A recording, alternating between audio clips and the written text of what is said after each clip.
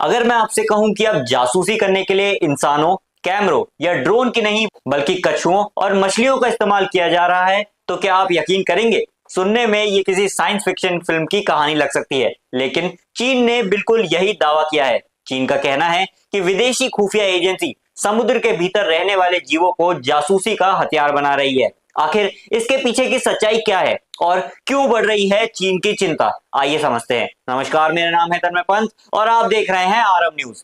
दुनिया में जासूसी के तरीके लगातार बदल रहे हैं और अब चीन ने एक बेहद चौंकाने वाला दावा किया है।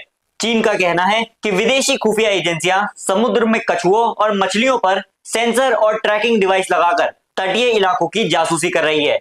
चीन के मुताबिक इन जीवों का इस्तेमाल समुद्र से जुड़ी बेहद संवेदनशील जानकारी जुटाने के लिए किया जा रहा है। चीन के सुरक्षा मंत्रालय का दावा है कि इन समुद्री जीवों के जरिए समुद्र का तापमान, समुद्र की धाराओं की दिशा और समुद्र के भीतर की गतिविधियों का डाटा इकट्ठा किया जा रहा है और फिर उसे सैटेलाइट के जरिए विदेशों तक पहुंचाया जा सकता है। चीन का कहना है कि इस जानकारी का इस्तेमाल उसकी तटीय सुरक्षा और नौसैनिक गतिविधियों की कमजोरी का पता लगाने में हो सकता है। चीन ने किसी भी देश का नाम नहीं लिया, लेकिन उसने मछुआरों, रिसर्चरों और समुद्री जहाज के मालिकों को सतर्क रहने के लिए कहा है। सरकार ने यह भी घोषणा की है कि अगर कोई व्यक्ति समुद्र में कोई संदिग्ध डिवाइस या उपकरण पाता है और उसकी जानकारी देता है तो उसे इनाम भी दिया जा सकता है। कुछ रिपोर्ट्स के अनुसार ये इनाम 5 लाख युआन तक हो सकता है।